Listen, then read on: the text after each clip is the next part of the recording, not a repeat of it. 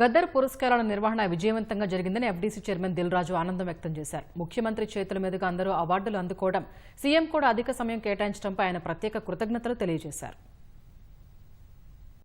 అందరికీ నమస్కారం. Telangana Gaddar film awards నిన్న బిగ్ ఈవెంట్తో కన్క్లూడ్ చేశాం. పోతే కన్క్లూడ్ చేయడానికి ఇంత పెద్ద ఈవెంట్ జరగడానికి ఒక 6 నెలల నుంచి ఒక వర్క్ జరిగితే నిన్న హైదరాబాద్ వేదికగా ఆ ఈవెంట్ని సక్సెస్ఫుల్ చేయడం జరిగింది. ఇంత పెద్ద సక్సెస్ అవ్వడానికి ఒక 6 months నుంచి దానికి వర్క్ జరుగుతూ ఉంది అన్ని రకాలుగా. ఇందాక ఎండి గారు చెప్పినట్టు తెలంగాణ గద్దర్ ఫిలిం అవార్డ్స్ ఇవ్వాలంటే దానికి ఎలాంటిది రూల్స్ అండ్ రెగ్యులేషన్స్ కావాలి అని బి నరసింహరావు గారు కమిటీలో ఫైనల్ చేయడం, దాని తర్వాత ఎఫ్డీసీ ద్వారా దానికి సంబంధించిన అన్ని డాక్యుమెంట్ రూపంలో కన్వర్ట్ చేయడం రూల్స్ అండ్ రెగ్యులేషన్స్ని, దాని తర్వాత 2 కమిటీలని ఫైనల్ చేయడం. ఎందుకంటే సాధారణంగా ఒక సంవత్సరానికి అవార్డ్స్ ఉంటాయి. అంతకుముందు కూడా ఎప్పుడు నంది అవార్డ్స్ కానీ నేషనల్ అవార్డ్స్ కానీ ఎప్పుడు ఒకటే సంవత్సరానికి ఉంటాయి. ముందు ఈ అవార్డ్స్ అనుకున్నప్పుడు కూడా 2024 ఒకటే ఇయర్కు అవార్డ్స్ అనుకోవడం జరిగింది. తర్వాత డిస్కషన్ అవుతున్న కొద్దీ అది కాస్త 2024 ముందు కూడా 2014 తెలంగాణ ఆవిర్భవించిన నుంచి 2023 వరకు కూడా అవార్డ్స్ ఉంటే బాగుంటుంది అని కొందరు సజెషన్స్ ఇవ్వడం వల్ల మళ్ళీ దాన్ని కూడా ఫైనల్ చేసి దానికి ఒక కమిటీని అపాయింట్ చేసి చేయడం జరిగింది. వాళ్ళందరూ ఎంతో కష్టపడి, వాళ్ళు కష్టమంటే ఒక్కొక్క సినిమాని సెలెక్ట్ చేయాలి, ఎందుకు సెలెక్ట్ చేస్తున్నారనేది కమిటీ అంత జాగ్రత్తగా వాళ్ళకు చాలా విభేదాలు ఉంటాయి కమిటీలో కూడా. ఒకరికొకటి నచ్చుతుంది, ఇంకోటి నచ్చుతుంది. ఎందుకు నచ్చింది అనేది మళ్ళీ అందరు ఫైనల్ చేసుకోవాలి. ఇలా ఎంతో వాళ్ళు ప్రిపేర్ అయ్యి అన్ని ఫైనల్ చేసి, సినిమాల్ని ఫైనల్ చేసి, టెక్నీషియన్స్ ఫైనల్ చేసి అలా ఇస్తే మళ్ళీ వాళ్ళందరినీ కోఆర్డినేట్ చేసి నిన్న ఈవెంట్కి తీసుకొచ్చి ఆ ఈవెంట్ని సక్సెస్ చేయడం అనేది ఒక పెద్ద బాధ్యత కిందే తీసుకున్నాము లాస్ట్ 6 months నుంచి. అది నిన్న ఇంత పెద్ద సక్సెస్ అయినందుకు ఈవెంట్ చాలా చాలా చాలా హ్యాపీగా ఉంది. దాని గురించే మీ అందరికీ థ్యాంక్స్ చెప్పడానికే ఈ మీట్. దీంట్లో మీడియా మిత్రులు మీరందరూ పార్టిసిపేషన్ చేస్తూనే వస్తున్నారు. మీ అందరికీ పేరు పేరున ధన్యవాదాలు.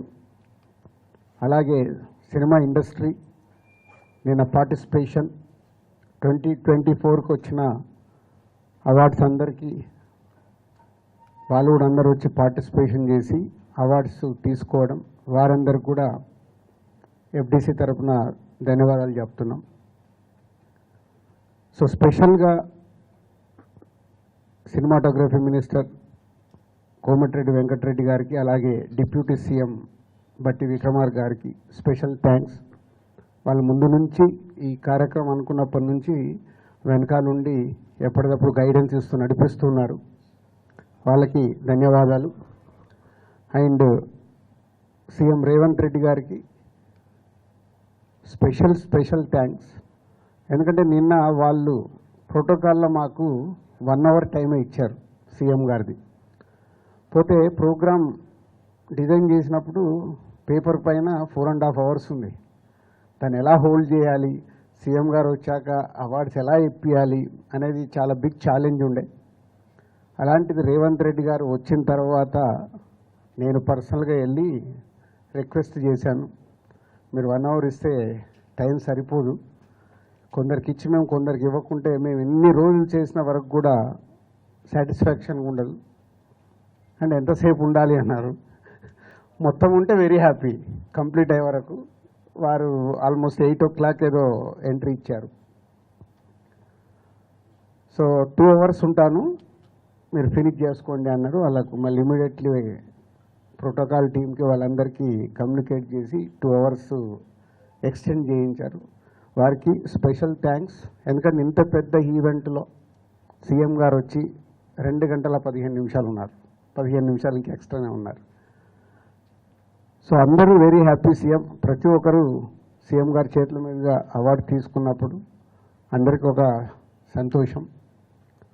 సో వారందరికీ సీఎం గారికి ధన్యవాదాలు. అలాగే ప్రభుత్వం నుంచి అవార్డ్స్ వస్తున్నాయి అంటే ఏ స్టేట్ అన్న కానీ ఫ్యూచర్లో ఇప్పుడు ఆంధ్రప్రదేశ్లో కూడా అవార్డ్స్ స్టార్ట్ అవుతాయి.